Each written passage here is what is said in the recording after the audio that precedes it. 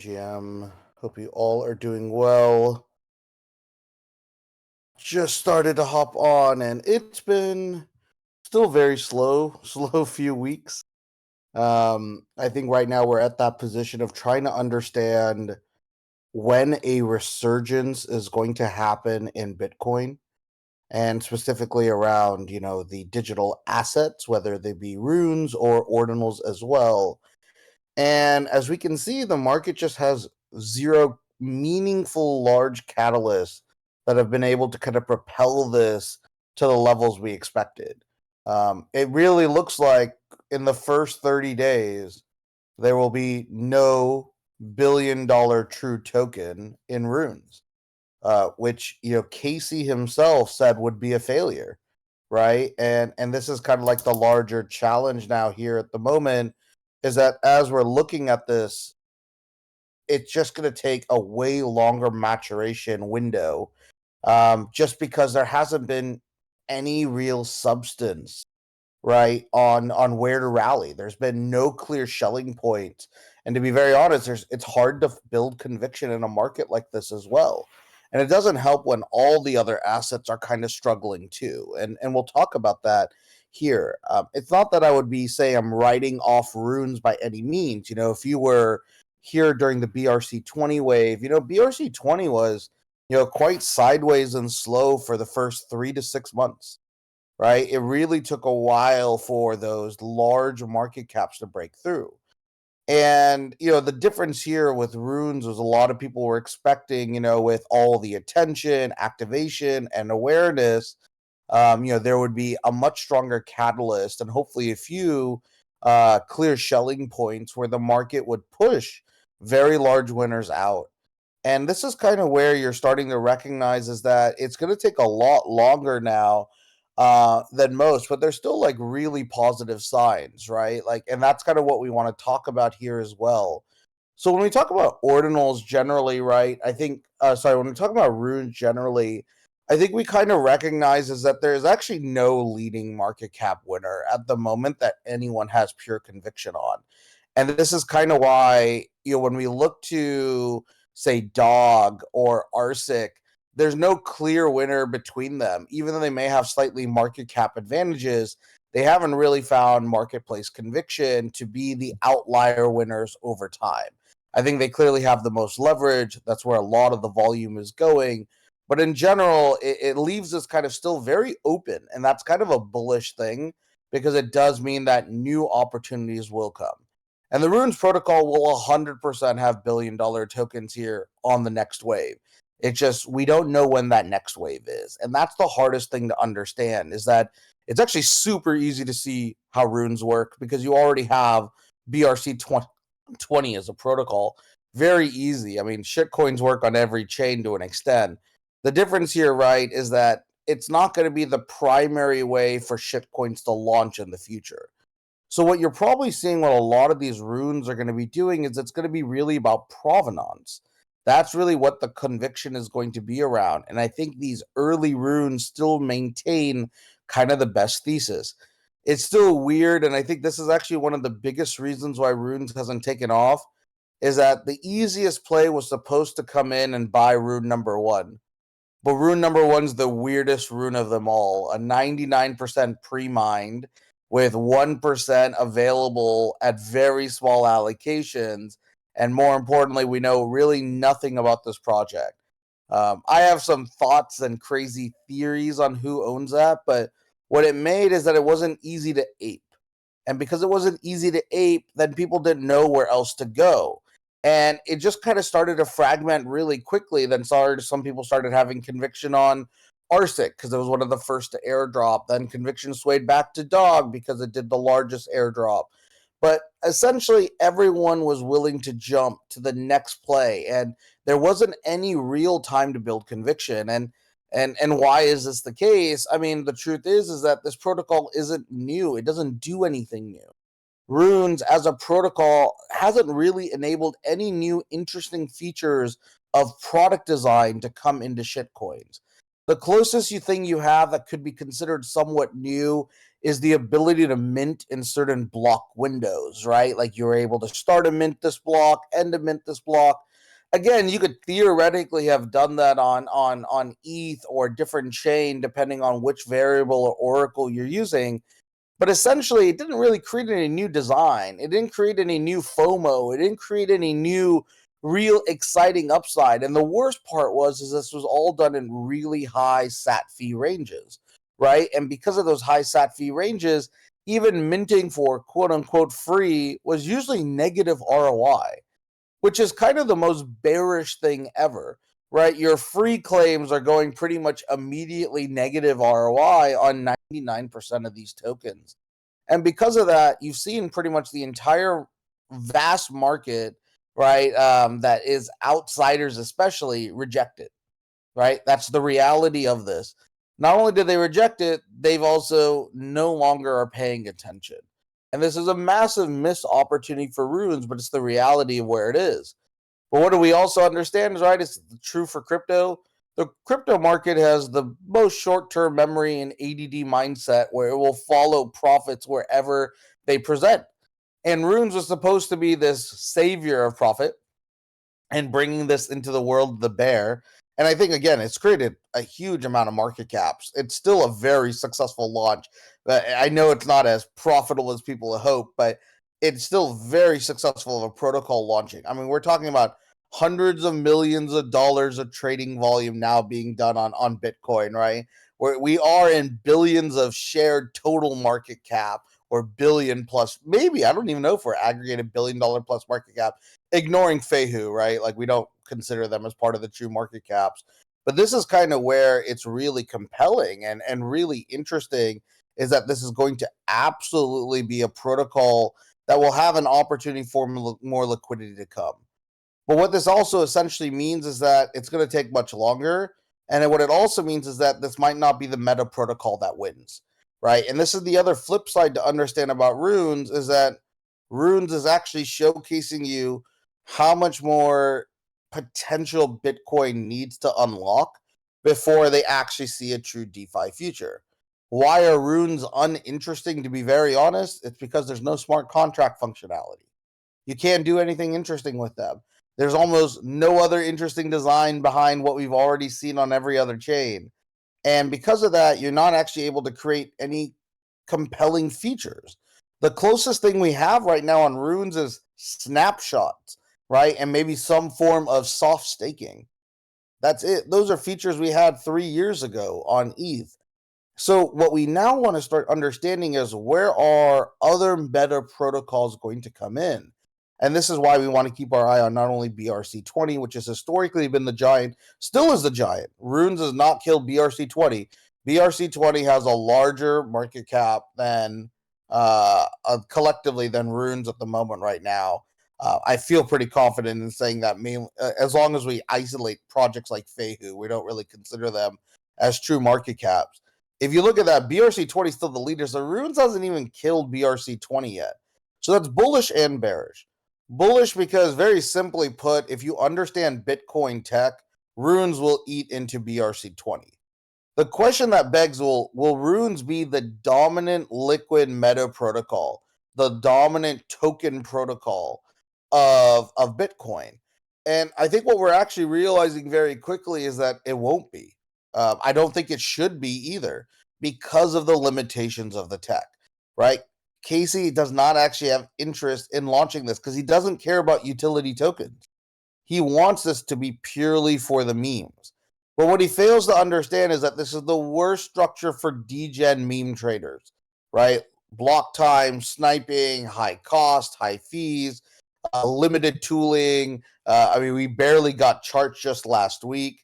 It kind of leads into all of these overall problems here in this market, is that what we start recognizing is that the protocol has let ourselves down, right? And this is actually something that we should have been able to read. We just stupidly all assumed that the money would be coming here, but we didn't take an understanding of how the UX was going to impact, especially almost all the outsiders.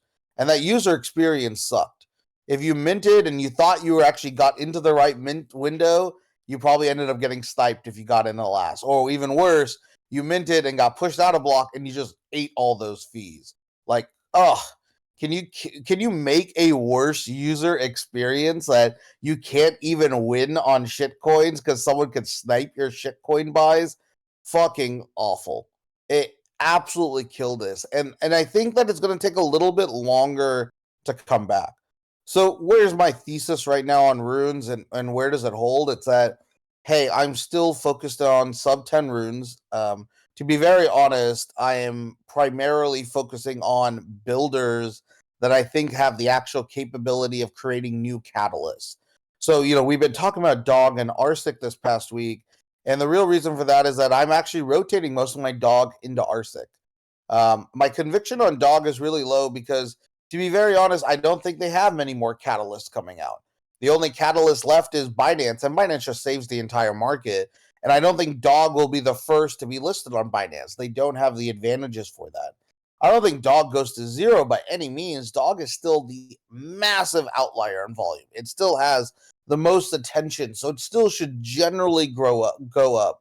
But what I like about Arctic quite a bit is the fact that they continue to execute, they continue to deliver, and there seems to be a significantly larger plan here, right? We've already seen them be smart. One of the only project to have, essentially two runes in the first 21, right? They have Rune 8 and Rune 21. And to be very honest, there's a lot of rumors thinking about, does Arctic also own Fehu? And to be honest, there's a lot of this is kind of my gossip for the day, or at least my crazy dark, my crazy idea here at the moment right now. My biggest thing here is that it absolutely does feel like someone like Arctic, or if Arctic's not tied to Raktoshi, it's probably Raktoshi got rune number 1. And the real reason for this is just to let you know is that, why do I think Arctic owns rune number 1, or what's the case of why I think Arctic actually owns Fehu? Is that Arctic clearly has all the capital and bags to do whatever they wanted. They've literally been getting exactly the numbers they've been generally going after. They were also the first to do a massive airdrop when fees were super high. It was a ton of transactions, 40,000, 60,000 initial airdrop transactions. These guys had all the money to go win rune number 1, right? So why wouldn't they? Is actually a very interesting question. Why would they spend hundreds of thousands of dollars on the airdrop and not an extra hundreds of thousands of dollars on rune number 1? It just really gets me intrigued on this front because of the capital they have. Again, there's no real actual way to connect these or truly correlate this. But the other reason I'm more bullish on Arctic was the fact that they're thinking about, season 2. So yeah, that's the reason why if you own the Arctic Ordinal now, it is earning you tokens for season 2 token, which is rune number 21. And that's why they're keeping residual assets here as well. Don't get me wrong, I understand RuneCoin could say we're not behind Fehu and do not know who it is. Don't get me wrong, I totally understand that. We don't even know who's behind RuneCoin either, which makes it kind of interesting, right, across the board. But what you see is that they have the capital to make the play for rune number 1. So why wouldn't they? It's actually a very interesting question.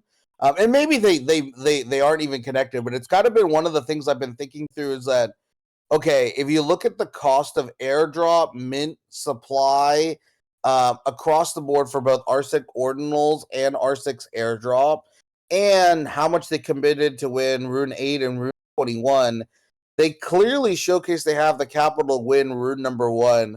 Why wouldn't they go after Rune number 1? That was the clearest Provenance win.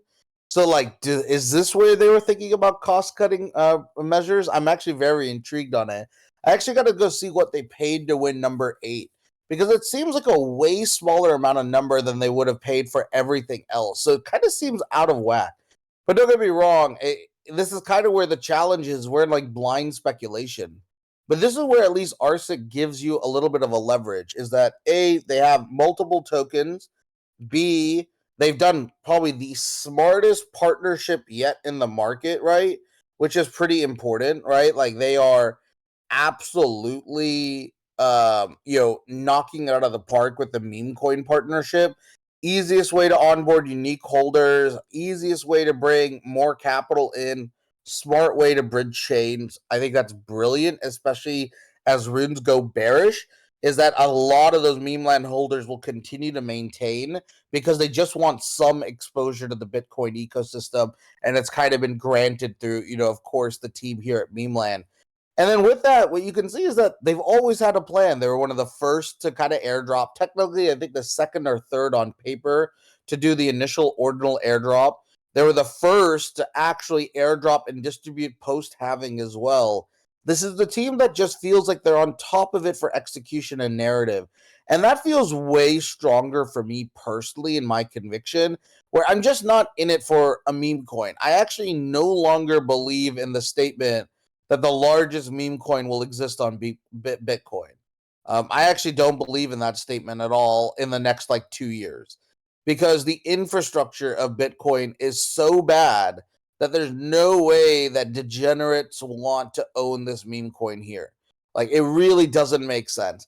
The only thing that changes this is that if both Binance and Coinbase start supporting runes directly, this could give them a little bit of a leg up over time. But it is a insurmountable lead that Doge has. I think a lot of people forget how advantageous it was to launch in that time window of a bull market where everything was just unknown in ETH at that point. The likelihood of us seeing the largest meme coin on Bitcoin doesn't make sense right now. It doesn't track. And because of that, right, it means that you might want to consider how you want to update your positions in this market. So I'm going a little bit more on native OGs who have the ability to create catalysts with continuous execution. Dog has zero execution capabilities. It's good though, because it also means it has no execution risk to a certain extent. Although they are trying to force this meme of the dog go to the moon, at least essentially you don't have to worry about them not delivering anything. They don't have to deliver anything more. But I think just for that reason, I get worried. I get really worried is that if there's no other catalyst, does anyone deeply connect to this meme narrative? Right? Does anyone actually care about another dog token? And when you think about these, you start kind of getting a little bit more bearish, at least in my mindset. So I want to go where builders are. I think that's really where my continuous thesis is going, and I want to support that. So that's where I shifted. Essentially, I ended up shifting 75% of my dog portfolio out. 50% of that essentially went to into ARSIC, and then 25% of that actually went into decentralized. I decided to take a little bit of position there. I'm not overtly bullish on decentralized, but it's very similar. It's a team that's executing. It's a team that put a shit ton of money up front.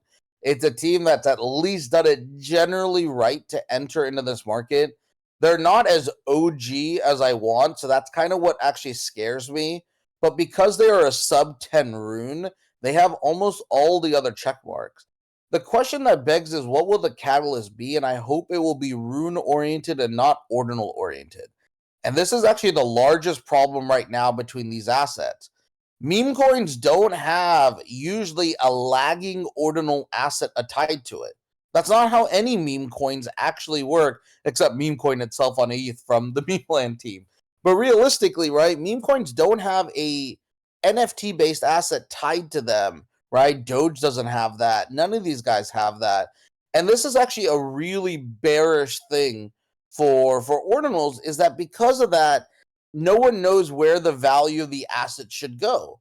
There are people who are still holding rune stones, right? Is it the belief that you're going to get token number 2 from them in 6 months? Are you bullish enough for that? How much should you value that versus how much of that money should rotate into actually the rune based asset? And this is actually a very interesting thing. And why do I bring this up is that, well, we could actually go into collections here. And what's actually really interesting when we look at Bitcoin here as well, and we look at say volume winners, well, it is brutal. Everything is dumping across the board right now. And we'll talk about that here in just a minute on ordinals. And it will be a really tough time. But what I want to show is Runestone. Runestone here, we can look at it. I'm going to click on it now down to 0.011 BTC. But again, if you're looking at this total supply, what's really interesting is that this is 111,000 trading at 0.01. that 111,000 then effectively means that it's 1,200 BTC or 1,120 BTC. So 1,124 BTC. Why aren't they showing the market cap to USD? What is that? This is still holding technically, and this is the crazy thing, is that the residual value of runestones is still holding a 70 million market cap, which is kind of nuts. So the question that begs is then, okay, if this is holding a 70 million market cap and the actual token itself is holding a 284 million, where and why should I be holding what? And where should that buy pressure should be going? And again, it just means that we're dividing the Schelling points by 2, right? And that's kind of the beauty here at the moment right now. And sorry, that's why it's so brutal here at the moment right now. This market is massively struggling to understand where to dump its capital, and no one is creating a clear Schelling point. No one has done that. This is actually a huge opportunity for these existing ordinal communities to come in. So if there's anything I'm looking for right now, I'm trying to see is, can Node Monkeys, OMB, or specifically Quantum Cats do anything interesting to rally their ordinal asset to bring rune value to it and actually connect them together, not making them two separate assets that don't have real value here at this moment, right? This could be the catalyst and could be an opportunity. But again, we're kind of hoping. And this is the overall challenge, is that as we lose conviction out of runes, we're also, of course, losing conviction out of ordinals. And we look to the ordinal market, floors are massively down. When we're looking at top volumes here, Node Monkeys under 0.3 down to 0.275, Bitcoin Puppets down to 0.216, Quantum Cats down to 0.332. I mean, these are all down 20, 30% in the last 48 hours, right? Prometheans at 0.013. Surprisingly, the best, as a few of you noted, is Blob. Blob probably doing one of the few interesting things here. Blob is definitely one I wish I had more exposure to on both the ordinal asset, and I'm not as bullish on this epic sat kind of thing. I think it's cool that it's at least a new narrative, which is really bullish, and I give them a lot of credit on it. I don't know how it's going to return the actual ROI here at the moment right now, but this is kind of where it's interesting. It's like you kind of want to just really, really keep a close eye on understanding where this market potentially could have a tipping point. But overall, it's continually going to stay sideways at the moment right now because we do not have any clear catalyst in the market. I mean, even Bitcoin shrooms are listed under 2 BTC, and there's a couple under 2 BTC here at the moment right now. We could see, let's just look at the activity chart here. One sold at 1.6 BTC. I mean, these are pretty astronomically low prices for sub 1,000 inscriptions, right? That's the crazy thing. These are all sub 1,000 inscriptions, or almost all of them. I think 2 are above 1,000, and they're selling at pretty low prices. And this is kind of where we're seeing overall. And of course, BTC kind of dumping a little bit here. We're now at bottom, low 60s still here at the moment right now. It is tough times across the board, and this is kind of why a lot of my portfolio has really only been in runes, which has been a smarter play. Kind of foregoing a lot of the ordinal stuff. The only ordinal thing that I was accumulating was Blob, which has ended up being really positive thus far. But if you go a little bit further out, it's been tough. There's very few projects that are able to hold their floors. You have Ink at 0.01 here at the moment back now. This one continues to yo-yo. Always worth keeping an eye on. I know a lot of people have gotten at 0.01 and sell it like 0.02. On that could be another opportunity here as well. Retordinals was kind of one of those newer mints, kind of dipping back again. It was at around 0.0035 floor price here, but surprisingly not too shabby. I'd keep an eye on them as well. But again, it's pretty brutal. I mean, Ape Odyssey from the Rune Terminal team, right now down to 0.0057. This is my biggest L. This should have been the easiest win for these guys. a launch pad to launch runes, and holy cow, they then came out with whatever their 1%, 2% token airdrop to holders, killed all of that hype, massively, massively missed that opportunity. Yeah, I think Outsiders brings a really great point. Like Blob is interesting because of their story. It feels like the most native OG new project out there, right? Like it feels like this could only be done on ordinals, which is what I like, and I agree with the cypherpunk angle, and I think they've surprised people in a good way, right? And that's kind of what you're aiming for is you're trying to find teams that can continually surprise you in good ways, right? They understand either the ethos, the narrative, or more importantly, like a belief that this is going to be significantly instrumental to the future of Bitcoin or the future of ordinals. And Blob has that vibe. It really does. And that's why I've been a big recommender of trying to accumulate that especially over during the runes. That was one of the best ones we were recommending to put offers in on. So, it'll be really interesting to see how it kind of projects out because, as we look at the overall ordinals market, here are the three things that have been disappointing to me. One is like no blue chip making a real move on runes is like kind of disappointing. Yeah, mainly because we needed one of them to create a rally point around this, and none of them did, which is kind of disappointing. But again, they're waiting for their time, which will probably end up being positive for them based off how bearish it was. But that was a huge disappointment where no real blue chip coming in with the strategy here, or at least haven't showed their strategy yet. The second big problem that you have was just the lack of infrastructure on both sides. Like trading runes, like I'm going to be very honest, like trading runes is one of the worst user experiences here at the moment right now. And I still can't believe how bad it is. I still can't believe we're fucking trading and selling shit in batches. Like, this is kind of the amazing thing. So, it's kind of like a bearish bullish thing, right? It's so bearish now, but it's so bullish because we know we can fix that. We know we could get way more efficient trading. Like, imagine, like, what people don't realize is like, a lot of this trading is getting hampered because people have zero understanding of like all these projects are getting like, oh sorry, I see Checkmate's asked, did Shroom Toshi leave the project? He didn't leave the project, but he's finished his step, right? Which is really interesting. We'll talk about that here. But real quick on runes, right, is that the fact that all of this buying and selling is happening in such an inefficient way, we know that optimization will come and that will unlock volume. But what a lot of people don't understand is that why some of these floors look so depressed is that people just undercutting because they have no other way to sell, right? It's like we're getting Jeter trading philosophy onto like shit coins, which is like the worst habit you want to bring, right? And then it gets compounded with slower block times, right? That then creates people not knowing when that sale is going to come through, and it just gets really, really difficult here as well.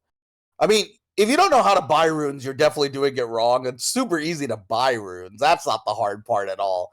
The key is like how to make optimal decisions in runes. And that's the challenge here, right? Is that when the UX is this bad, right? It's really crazy. Like even a good example of why this is like really broken here at the moment right now is recognizing like you could go to each of these marketplaces, right? So let's go to this here right now. Let's see how this is.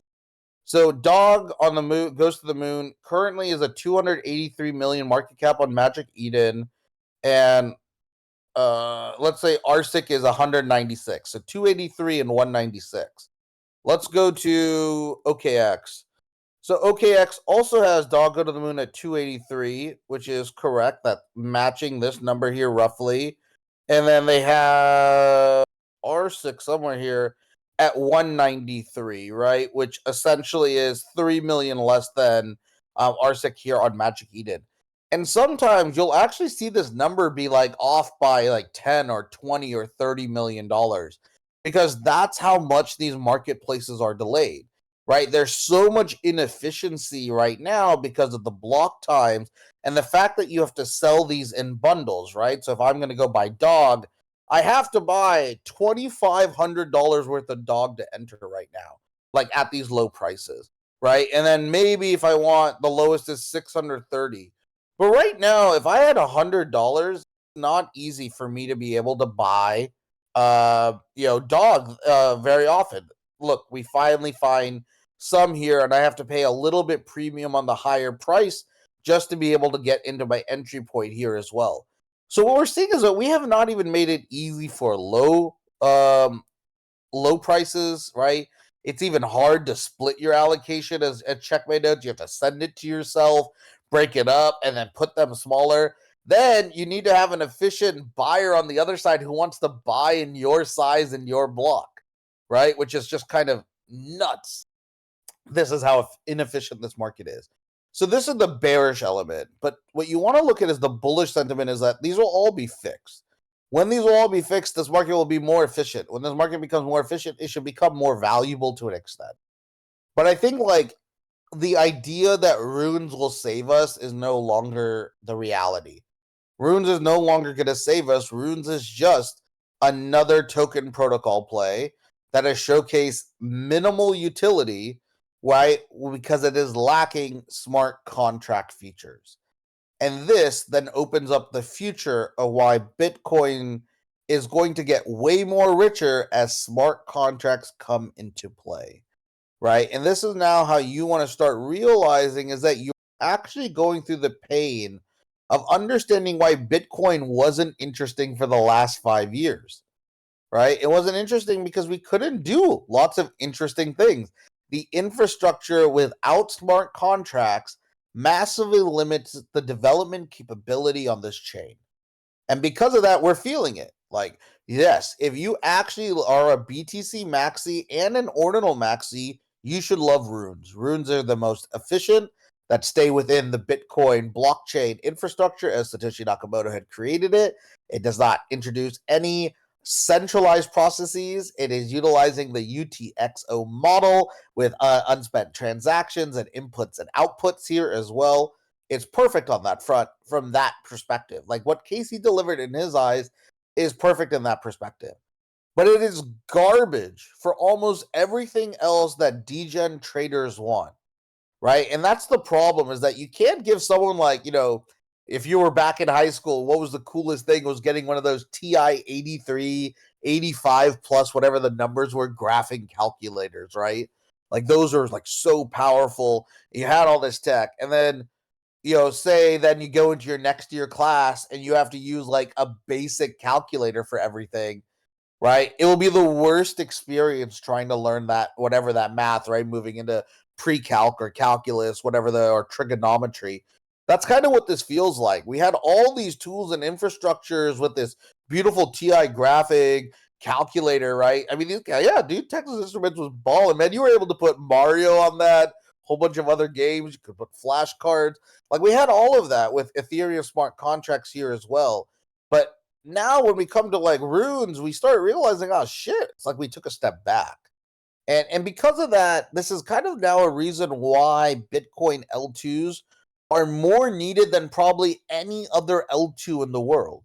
That's where the bullish sentiment starts coming in, where you start realizing, holy fuck, Bitcoin needs layer twos more than anything else in the world. If they get that, holy fuck, think about the efficiency. Think about how fast we can move.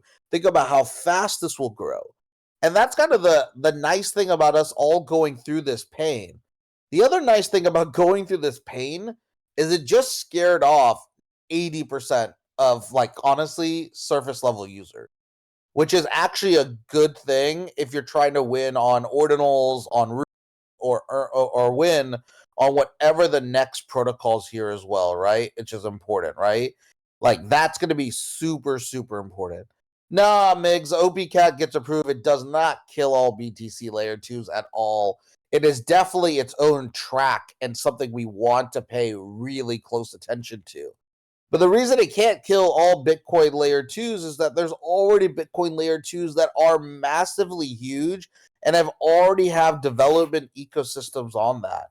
And one of those ones is the ecosystem from Stacks. So this is one that we want to talk a little bit about here. If you're not familiar, Stacks is actually the largest L2 ecosystem on Bitcoin by market cap. and it actually has a huge amount of ecosystem being built behind it. So Stacks.co is the actual official website. And what's interesting here is that when we look at Stacks, Stacks already has a pretty meaningful traded token. So if we go to the Stacks token here at the moment right now, let me just grab that here and get you the market cap for that. Oh, Stacks. Currently sitting at a fully diluted 3.7 billion market cap. And here's the crazy thing, 80% of the tokens are already distributed. So they actually has a traded market cap of $3 billion right now. This is actually really fascinating. What you're actually seeing here is that there's actually quite a bit of Bitcoin L2 infrastructures that are massively getting ready for the next layer that is going forward. And I think this is kind of why a lot of people are kind of mistaking the opportunity around Bitcoin L2s because they can't see past the current window. They can't. And that's kind of the exact opportunity that you already have in this market. Because what we can know is that the L2s will continue to follow the path that we've seen on ETH, but on behalf of Bitcoin with even more utility, right? What was the biggest problem that we had on ETH is that a lot of people ask themselves, why go to L2s, right? Like, what's the point? Like, there's no liquidity there. There's not that much more features. Really, the only advantage is slightly cheaper, right? That was really the only advantage. The truth is, cheaper doesn't really matter to most users in this market because they're not doing tons and tons and tons of transactions like game projects. They're traders. So although there's decent trade volume, right, they can easily tolerate the fees on Ethereum now, right? Especially because the yield is much stronger. And this is kind of the other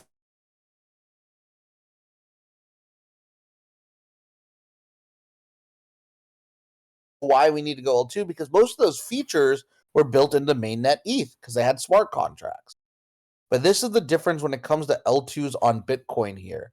L2s on Bitcoin are going to help you understand very quickly that, oh shit, when we actually get to this level, it actually unlocks a whole nother layer of technology. Smart contracts. Smart contracts should be unlocked with any of these L2s. There's actually a reason you need an Bitcoin that is significantly valuable right at the start. Very different conversation, right, than a lot of the L2s that you're seeing on ETH. A lot of the L2s of ETH are like speed and cost savings, right? That's really what they're optimizing for. But L2s on Bitcoins will actually bring new functionality. That is what's super bullish about the future Bitcoin ecosystems that are coming. So one of the things I'd really recommend you guys to do is to walk through Stacks a little bit when you have time. And I'll share this as well. We'll do a breakdown of the Stacks ecosystem and a couple of other L2s here shortly. But this is kind of where you want to start realizing is that you have a even more bullish opportunity to get ready for what will be the next farming of all these L2s coming to life, right? All these other L2s coming to life is easily going to be one of the fastest wins in this marketplace, but it's actually where Bitcoin actually has its renaissance, right? The Bitcoin renaissance wasn't runes. The Bitcoin renaissance wasn't ordinals. Those are just primers to bring degen capital over to L2 infrastructure. That is really where the long-term win in this market is going to be developing. And that's kind of where you now have an opportunity to now beat the market to that position. This is what you want to be thinking through is that not only what should I be farming, which is always going to be an important question. And right now, to be honest, it's a little bit slow farming days. That's just how early we are. There's not hundreds of farming opportunities on Bitcoin. To be honest, the best stuff to farm right now is kind of off of Bitcoin at the moment right now, right? Blast continues to be a very positive farm if you want to play pure degen yield games there as well. You know, there will be other few opportunities. We'll see kind of how the ETH mainnet farms go. Like the last few farms left right now are probably, we're going to see Exterio. It's very interesting when you talk to holders about Exterio right now. It's bullish and bearish at the same time. But what we're curious to see is what kind of market cap can they hold right out the gates. But usually, we've kind of been, hit in the gut on a lot of the farm airdrops on other chains. If you're around for EigenLayer, that probably one of the worst airdrop experiences for a lot of people who are participating. What you're seeing is all those ecosystems are losing their yield advantage because it's become saturated, while the yield advantages on Bitcoin are going to be the exact opposite. It's going to be massive. It's going to be where investment and capital is going to continually flow, but it's actually going to be unlocking tech, right? It's real L2s unlocking tech functionality that mainnet Bitcoin cannot do. Like real primitives, right? Primitive technology that we need will only be accessible on L2s.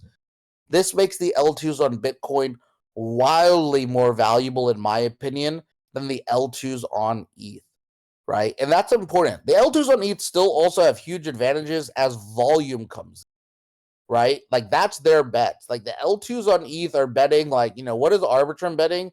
Arbitrum's betting on a future where 1 billion people have wallets, right? That's what they're betting on. That's what Polygon's betting on, right? That's what they're all trying to get to. But I don't even think that's a reality in the next 2 to 3. The reality that I care about is who's actually building, who's actually executing and unlocking new functionality for the users that are here. And if we can work and operate within that, those are the protocols that are going to grab capital and value here moving forward. So this is kind of the bullishness as we deal with the bearishness of this market. And it's kind of like a real hard challenge overall, right? Snake, this is a great podcast here as well. Really good to kind of understand a few checks, right? Because there's also a lot of problems with Bitcoin L2s. And that's kind of another thing we want to understand is that not all Bitcoin L2s will be built the same. Because remember, what is the largest challenge and the caveat that comes with Bitcoin L2s?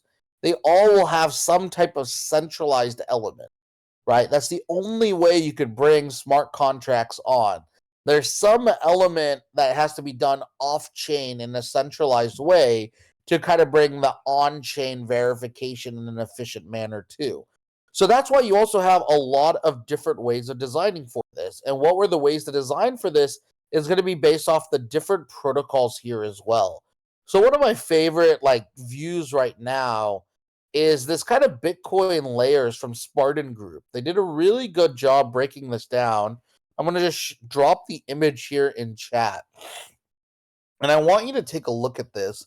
This is actually a really great understanding of all the layers that Bitcoin infrastructure will have over time, right? And it doesn't show all the specific details that you need, but it will give you a good framework here. So if you look at this, like reading it from the bottom to the top, what you see are there's kind of like core four, elements. You have layer one Bitcoin, you have layer two protocols, you have layer two chains, you then have protocols, and then you then have cross-chain bridges, right? So when we think about like layer one Bitcoin, right, we know exactly what could happen on this current layer. This is SegWit, Taproot, BIP322, Bitcoin scripts, multisig, and PSBT, right? Pretty much what you see and what you're interacting with Bitcoin, we know what is capable. That's it. That's all that layer one Bitcoin can deliver at the moment right now. It's very simplified at the moment. So what you then need is you need layer twos to extend that functionality. And there are already layer twos doing this, right? You should already be familiar with the Lightning Network, Stacks, and I would also add Rootstock to that list as something that you should absolutely understand. A few of these we've talked about, including B Squared Network, Build on Blockchain or Bob, Merlin Chain, and a few others here as well. We talked about Arc as well too. And because of this, what you see is that you want to understand what are the differences between these chains. And that's where you get these emerging chain types. You want to understand, what is the structure of their chain? What is the off-chain computation being run for these chains? And how is that either efficient or inefficient here as well? So that will be another important thing you'll want to understand is that what chain types, what types of chain structures or technical structures are you more bullish or bearish on? So that will be one of the core conversations we're going to have next week to make sure we understand the differences between all the L2 chains. But from there, you then want to go one layer deeper. And the next layer deeper you want to go to is protocols. These are protocols that are going to allow for different tools, infrastructure, and layers to exist within the network, and of course, support these layer 2 chains as well. But also with these protocols, it introduces a bunch of token standards, right? And that's another important thing that we want to keep an eye out of here, right? This is very different than what we talked about on ETH. There are way more liquid meta protocols and token standards here, and we don't really have a clear winner, right? We could argue that BRC20 is a winner, right? Because BRC20 has the large caps. We could also argue Runes is a winner, right? Because it is also getting the most volume. But those might be short-term winners. The question now begs is, what are the actual protocols within this? So there's a lot here. The ones that I'd really think are BRC20, CBRC20, and Runes here at the moment right now. Those would probably be the big three that I'm focusing on, but this is also why you want to keep your eye on knowing, is there a new token standard that will unlock more functionality that will either give more value to ordinal opportunities, to DeFi opportunities, to other technical opportunities, whatever it may be. You also want to understand this because the token standard isn't even guaranteed on where this winner is going to be. And then beyond that, you want to not only bridges, but you want to understand what type of roll-ups are there, what kind of wallets exist, what kind of marketplaces exist, what kind of swap protocols exist. All of these kind of become your opportunity of Bitcoin. This is your land, right? This is your opportunity here at the moment right now as you look at all of these plays coming in. And this doesn't have all the names in it. There's tons of names missing on this. But it gives you an understanding of how you want to look at the layers of Bitcoin today. And here's the most bullish thing I can tell you is that less than 20% of these projects have actually issued their token thus far, right? Which means that almost all of these guys are going to have some upside, right? For you potentially via a token protocol they choose. And why did we optimize for ModaSwap? Well, ModaSwap is solving for two birds, right? Or killing two birds with one stone in this manner because you're getting exposure to a swap protocol and you're getting exposure to a token protocol in CBRC20, which is what ModaSwap specifically represents. And this is almost how you want to think about this. And we're going to be designing this for you guys next week. We're actually working with one of the best farmers I've ever met in my life. Very thoughtful, breaks down everything very cleanly. He'll actually be building guides on specifically Bitcoin launch farm protocols for you. And we're going to be able to share that with you guys very directly. But what you're trying to do is you're almost trying to build multiple understandings of like almost like a bingo card. You're trying to hit as many of these as you possibly can, right, in an intelligent fashion, right? That's your game now, right? And this is the same game that you should be doing on other emerging protocols.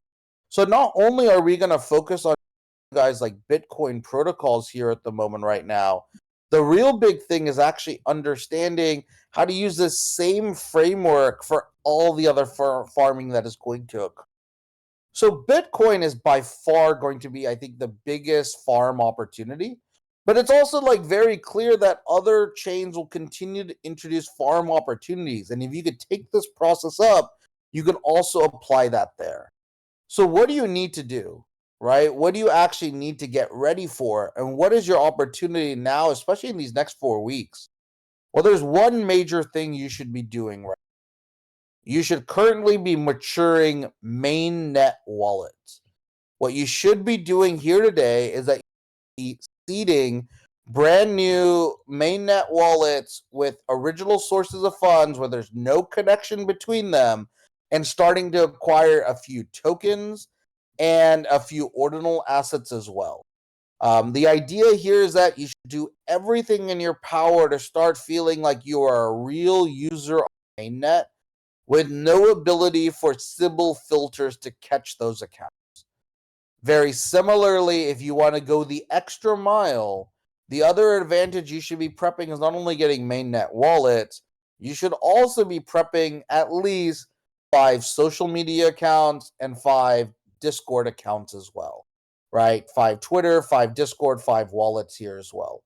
This is probably the smartest thing that you can do in this market because it will give you the amplification on all of your farmings to have real users, real wallets that actually have history somewhat early. And that's kind of what I've already been doing and I've been working on. And you have a clear opportunity to do that right now. Because there's not a massive amount of Bitcoin L2 plays to farm today. There are opportunities, don't get me wrong. There's not that you can't do anything, but there's nothing overtly super bullish yet because the market is still figuring out how they want to interact with runes or choosing the right meta protocol, right, and token protocol for that organization. It means that this lull, you kind of have these 2 to 4 weeks to catch up. And this is kind of what I'd really be recommending now. And this is where everything is going to kind of update now for this community because we will then be giving you not only guides, but we'll be doing live walkthroughs. We'll do more of these live farming streams here as well. Outsider asks, does it matter if we run all those Twitter accounts on the same device? It does not matter. The only thing that matters is that when you're connecting to different protocols, right, they'll usually have a step that will require you to authenticate your Twitter account, right? You're landing on their webpage. Just make sure you're probably switching those to 5 different locations, right? So I would design those 5 Twitter accounts to be 5 different countries potentially that are part of your VPN that work, and you're switching. And the only reason you're switching those as well is because, right, they could correlate IP, right, from their Web 2 side of their equation, right? Because there's no way to connect Web 3 wallets, right? There's no way to actually see that unless those wallets are interacting with one another. You could do some soft analysis, like based off times of transactions and windows, etc. But really, what you want to understand is that when you're doing these farming protocols, you're now interacting with a centralized layer at the moment right now. A centralized layer that can then use Web2 cookie tracking, pixel tracking, and IP tracking as well. So that's probably where you'd want to switch those up just for that little bit of benefit. And we'll talk about this. We're actually going to give you this whole large guidebook here as well, right? Like this guidebook on how to set up your wallets, but also how to like set up your actions so that you can maintain those users accordingly. Because if you now spend your time here, right? Like your biggest challenge now, your biggest opportunity now is seasoning up those profiles of those users. And like we're even going to be crazy and just point you to places where you could buy Discord accounts, where you could buy Twitter accounts, right? If you need them. And you could actually buy Discord accounts like that are 5 years old for like $20, $30, right? And we just want to make sure that you guys have an understanding of that because if you do that correctly and set up 5 accounts and they can start on BTC, what it also means is that you have 5 true farming accounts that can be used for any chain. And that's the actual thing you want to focus on. As bullish as we are on BTC, I want to also be very clear that there will be multiple farming opportunities across multi-chains that will give you 5-figure plays, right, across the board. So we want to make sure that you also have those set up so that you could play that game too. I think with BTC, you're so perfectly early. You're so perfectly early right now, you could start seasoning this stuff up. For example, if you are a mid-sized dolphin or whale and have capital, you should absolutely be looking at Liquidium 5. It is a liquidity protocol, and we've seen the value of liquidity protocols on ETH. You could currently be farming that by just lending out BTC, right? And if you're lending it out on collections that you're willing to hold, it is a perfect time to start lending when we're near the bottom of the barrel on certain blue chip prices here as well. So this is kind of another important thing here as well. Yeah, Dello is right. Whenever you're using Typeform, be careful using one device because it is tracking device and network ID. Great point. There's a few of these other elements here as well. Yeah, Ali G's got it right. You can see you can get cheap Discord accounts that have been seasoned before. And these are just going to be important because remember, these companies have to figure out this your value as original user based off the signals that are being showcased. So if they start seeing that, oh, you actually have a Discord account from 2017, 2019, 2020, you look significantly more real than a lot of these other things out here as well, right? Same thing, if you actually have a Twitter account that has 500 followers and you've actually tweeted 6 times out of it or 10 times and you get into that rotation, it just starts allowing this to come. And if you look at the prices for most of this stuff, the prices for most of these stuff are generally cheaper than the gas that you're paying on most of these transactions. Why wouldn't you invest $100 on this shit? $200 on this shit? It's the easiest thing.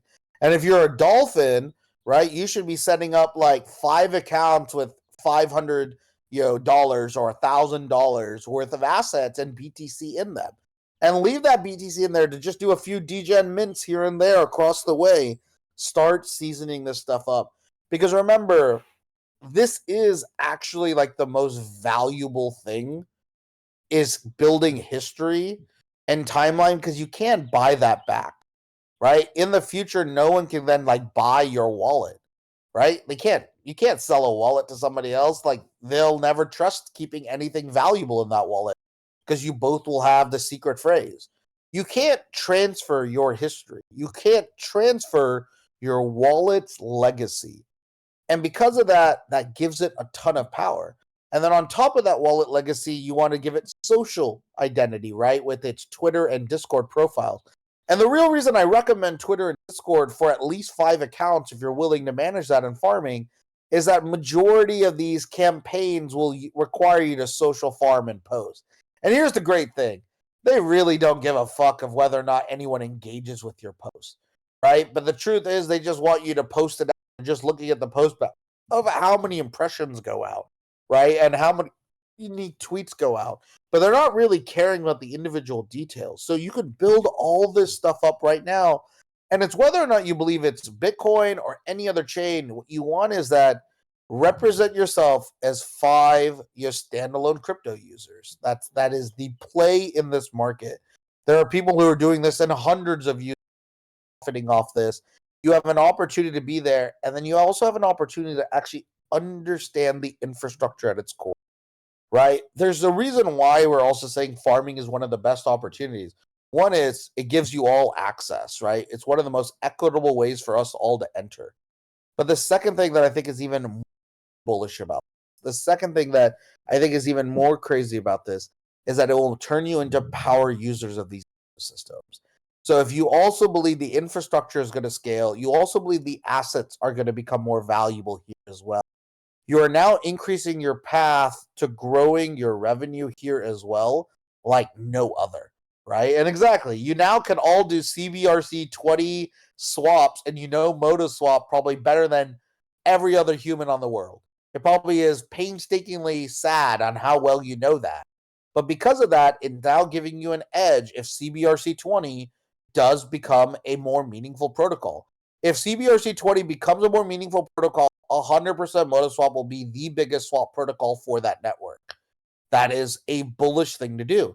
So you should now start thinking to yourself, and this is kind of where we're going to start giving you like comparisons of what worked on ETH and what should come over to BTC, because this is where you could start building your convictions on where you want to farm, right? So what we're trying to help you guys build is that as you kind of like dive into this market, you start recognizing very quickly that you have all the control, right? You have essentially unlimited land that's being granted to you. You can now choose which seeds you want to like plant in your farm, and then you could choose how much you want to double down or cut a crop at any moment, right? You might hear like, oh, some shitty guideline has changed, and this protocol is now only giving like 5%, 20%. You're like, fuck it, I'm not going to grow those wallets anymore. I'm going to optimize for a different chain. Like, that's where the real alpha comes, is when you start choosing between all the options on where you want to double down, right? Where you want to put a little bit more capital, put a little bit more time. And this is where you could get really bullish in this market here as well. So as you kind of step back, right, what is the biggest advice as we kind of, okay, we will probably maintain a bearish market across runes and ordinals for a decent amount of time. The only outlier that really shakes us is an emerging L2 or an emerging blue chip that is going to, ordinal blue chip that is going to connect to rune. And these are still Hail Marys, not guarantees by any means. So in reality, we should probably expect the catalyst to be very minimal on that. The only real catalyst we're waiting also on runes is then Binance. When does Binance show up? Binance will have to show up generally soon, but Binance could take 3 months, right? For all we know, right? I believe Binance should be making a move here in the next 4 weeks. It's just because they don't want to keep losing the volume to all the emerging players here, especially now with OKX. But Binance probably doesn't feel as much of an issue when they're seeing the volume on Rune. And here's the best way to know when we're bearish or bullish, right, in the market. And we already knew this before, but this makes it really easy to understand is just look at fees in this market right now. It is crazy. We are sub 20 fees, dude. Last night, there were times where it was 12, 14 sats. I mean, this is insane. This is absolutely a builder's paradise right now. It is a trader's hellhole, but it is a builder paradise because you can now deploy cheaply, you can still execute, pressure is not there, and you can build for long-term thoughtful execution. So realize you really want to make sure that you can kind of push through in the right manner in this market. And yeah, MIG's great play, grabbing some uncommon goods at these kind of low sats seems like a pretty optimal play right now. And that's kind of the other nice thing here is when you look into this market, there are going to be some small little edge cases to still keep playing. And you might be bearish overall, right, in the kind of the market here. But what you should actually be bullish on is on the fact that this market just brought all the attention and all the wallets here, and about 80% of them are going to fade. That is the most bullish thing ever, right? It means that all this market is about to step away from everything that we saw, and they're going to miss that first wave. But the great thing is because they've gone through all of this stuff, it means that they will definitely catch wave number 2, right? They will absolutely catch the wave number 2 because they've already been active. But it means that wave number 1 on Bitcoin is ours, right? Wave number 1 is Bitcoin is ours, is for those who are. And it's not that many people. You're seeing how many real users are in the Bitcoin market. And it's brutal, right? We got, as we said, we could go look at collection prices. If we ever want to be sad, this is the place we go. Go look at new mints on ordinals. Nothing's really that bullish here at the moment right now. And that's kind of where you're going to see is that this will still maintain a little bit slow, right? And as long as you're able to keep patient, there's kind of a few bullish things to keep in mind, right? Is realizing that you still have the ability and time to season up main wallets, right? And then more importantly, you have an opportunity to be early on the protocols that are, right? And if you could keep your eye and start learning Bitcoin tech with us here in this community, you will absolutely be a power user of Bitcoin, but more importantly, you will be a first adopter of all the major protocols that are coming up.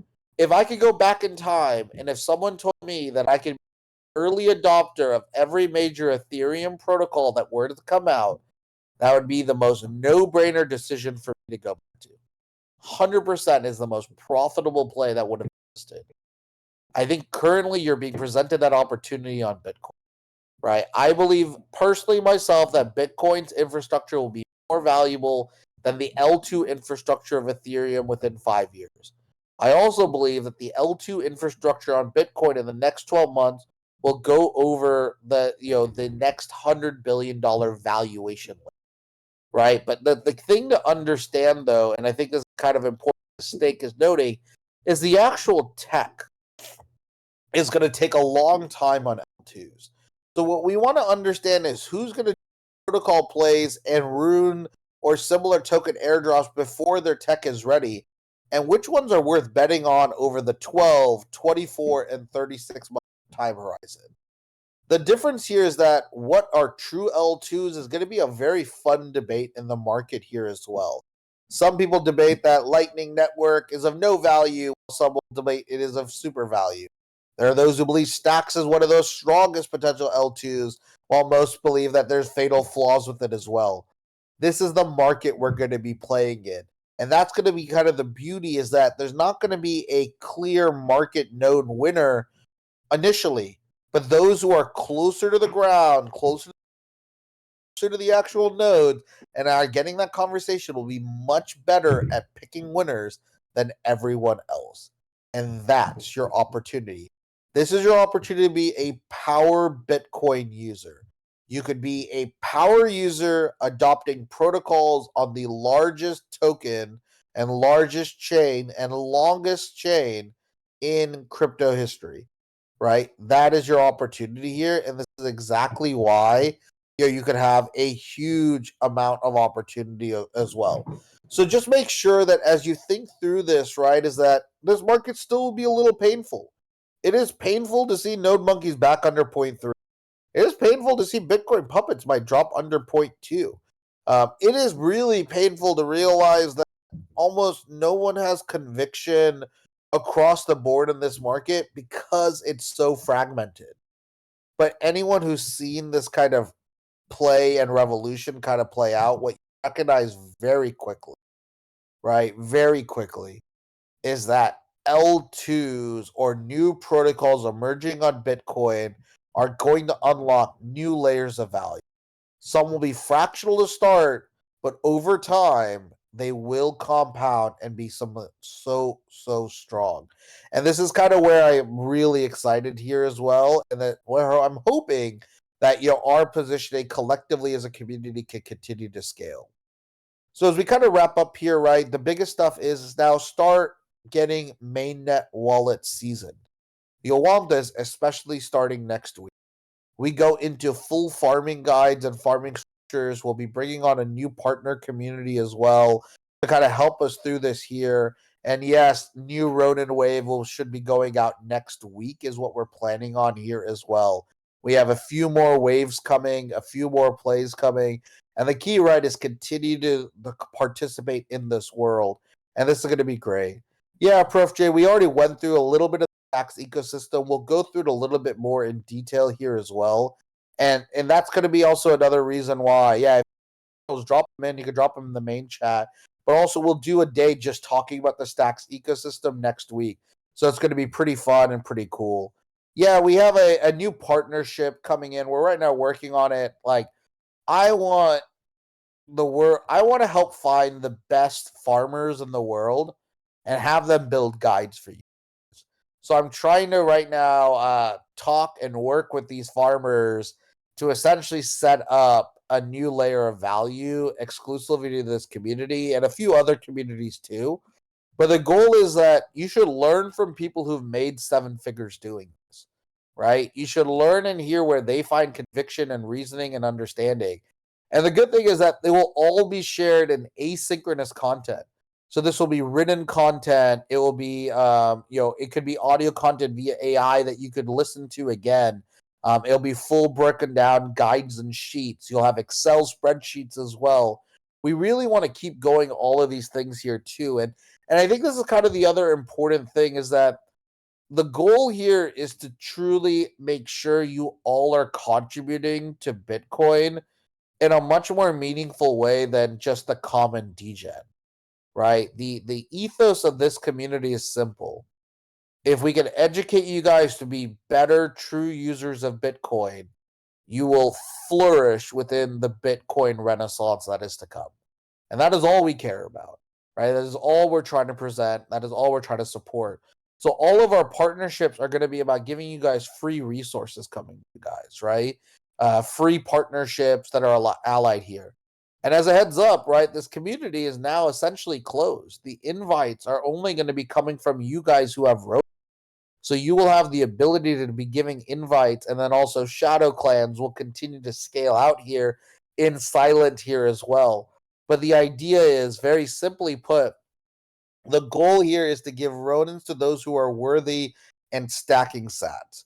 If you continue to keep stacking sats, continue to keep increasing your portfolio, and continue to increase your access to new airdrops, you will get a rodent. Right? We have our full focus on giving that out, and that's kind of what makes us really fun because our alignment is larger than just a singular PFP.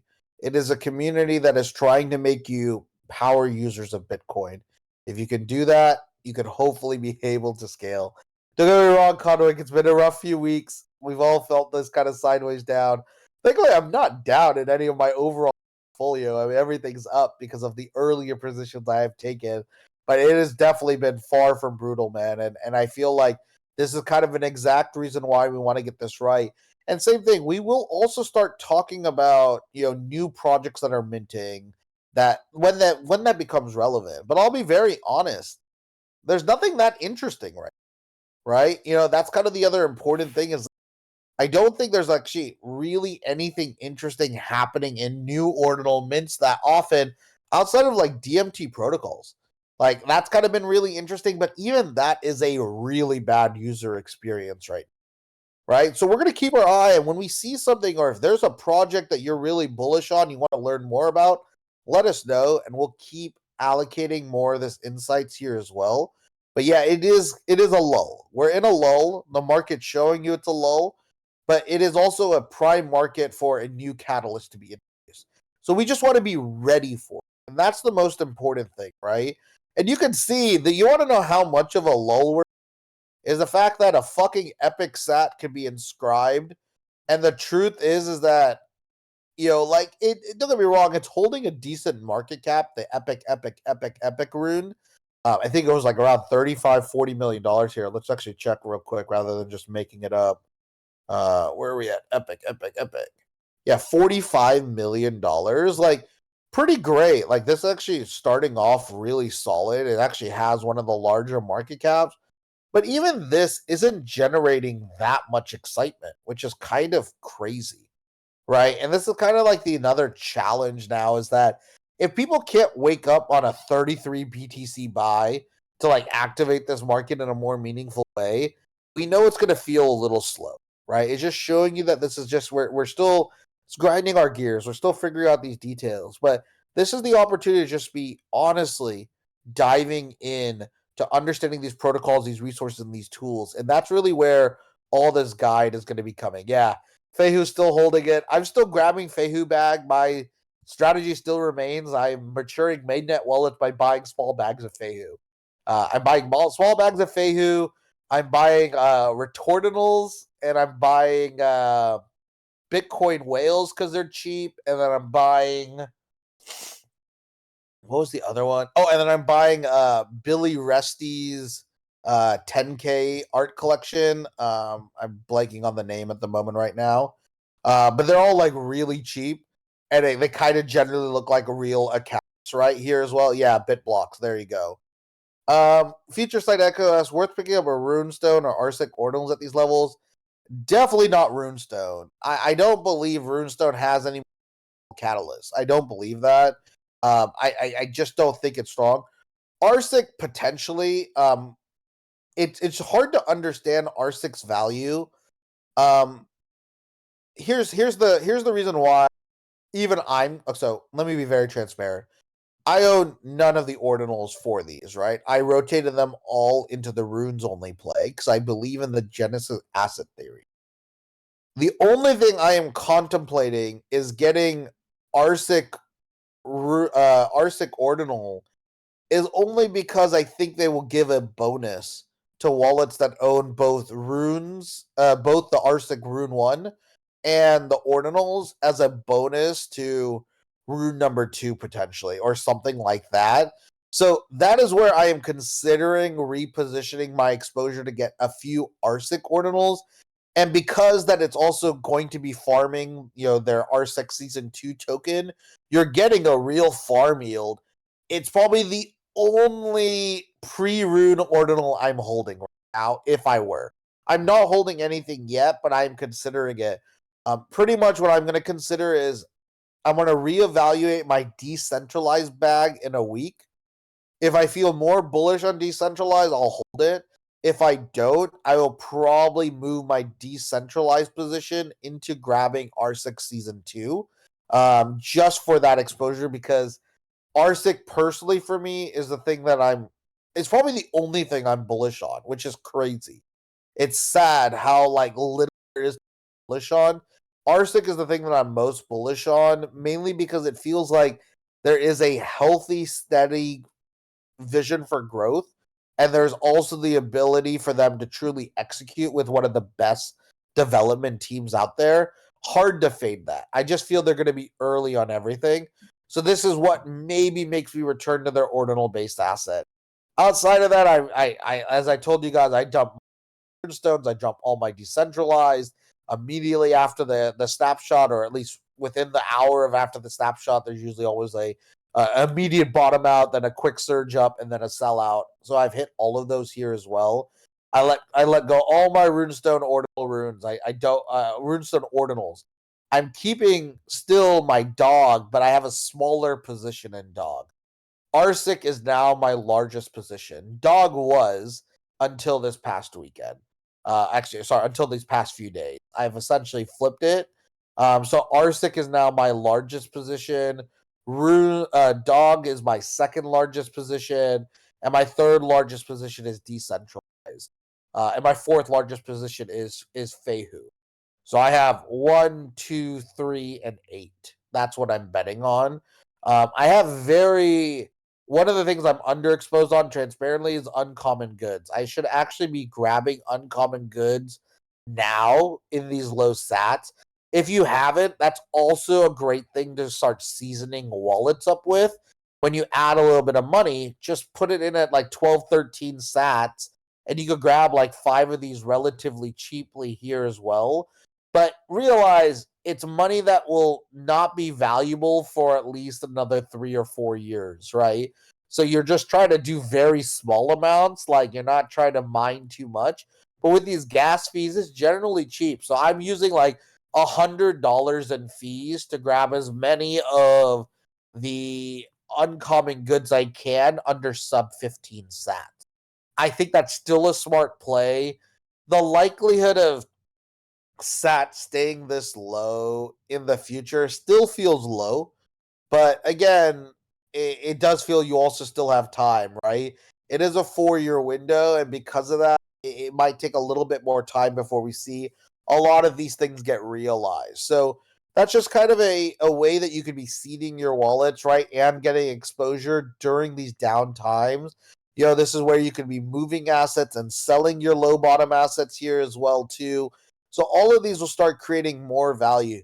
Don't sell your assets from one of your wallets to your testnet wallet. You're connecting those wallets. Don't do that, right? If you want to do anything, you just eat the 2.5% fee or whatever the Magic Eden fee is.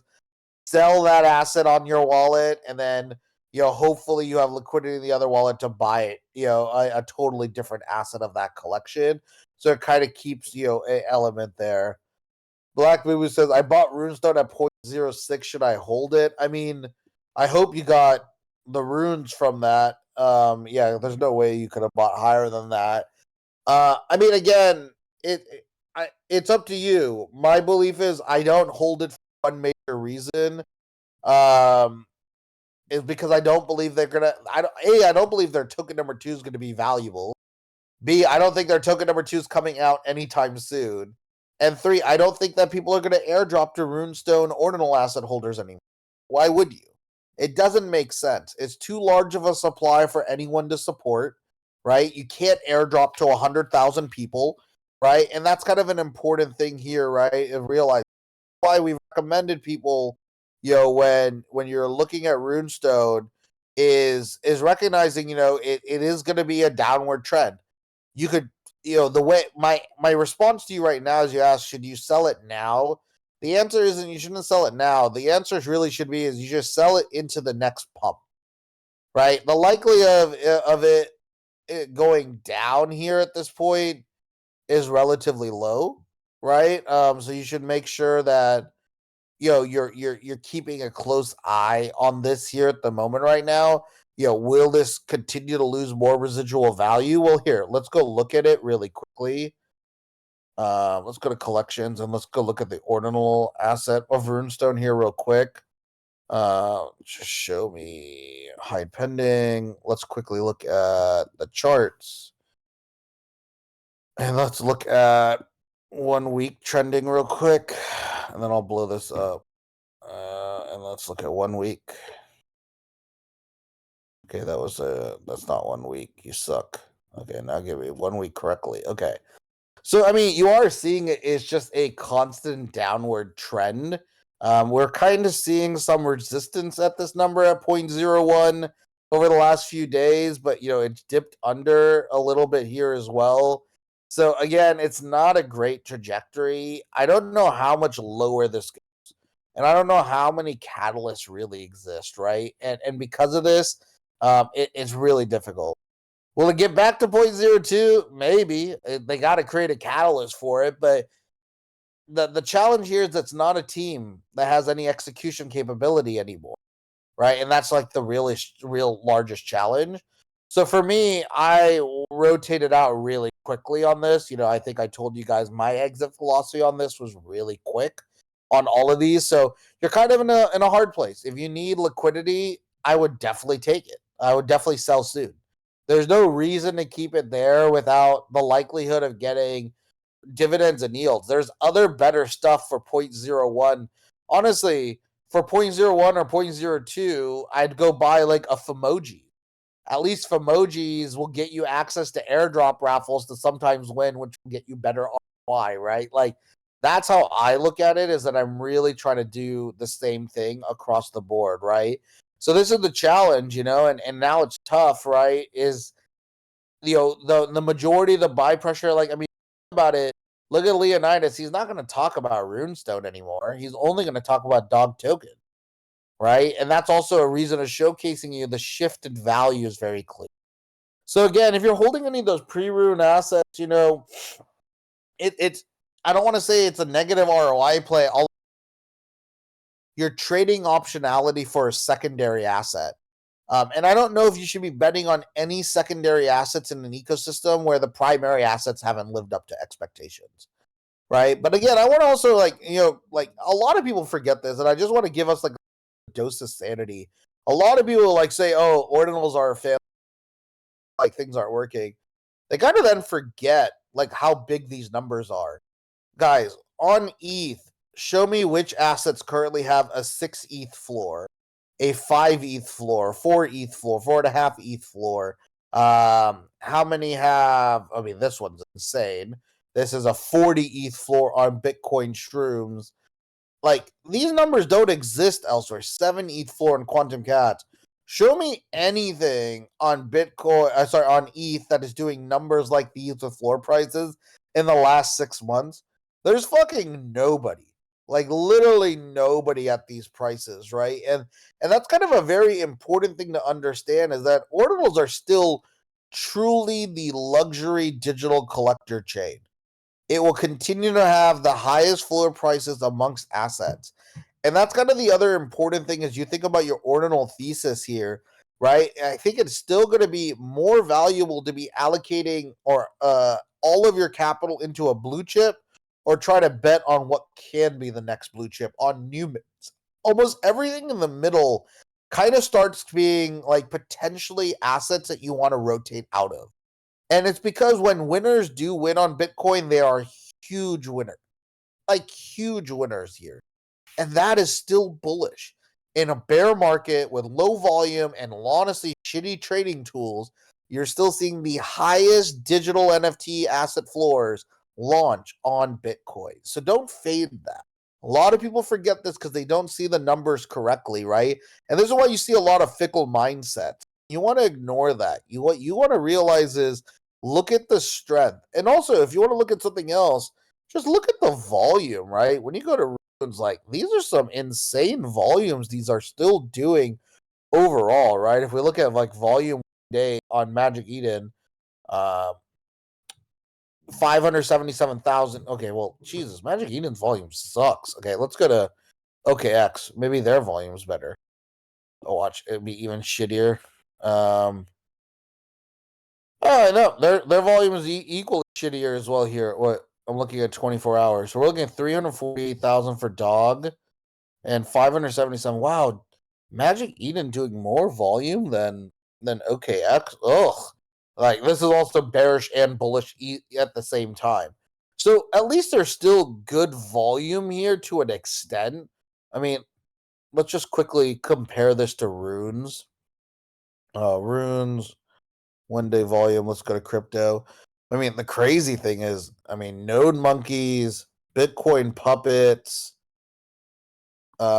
these guys are still doing pretty good volume here. Actually, a shit ton much better volume, which is kind of nuts.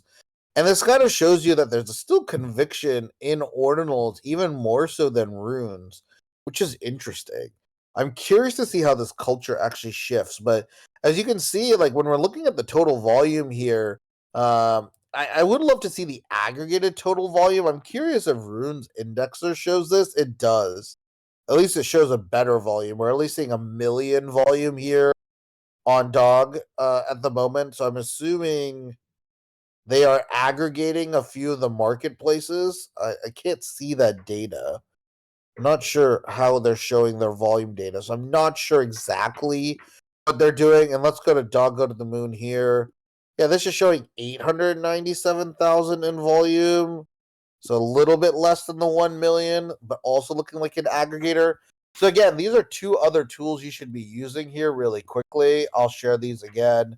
This is Jenny data, which is great. And then separately, Sat Screener as well with all the charts you need. Again, data is getting better here, which is great. I'll go. Okay, I guess we're seeing the volumes here based off. Oh, you're actually seeing the different prices of where they're trading at. This is actually really cool on Sat. So you can see where you should probably be listing and or buying. So clearly Sat Screener might be one of the best tools you should be leveraging here at the right now of when you want to enter and or buy.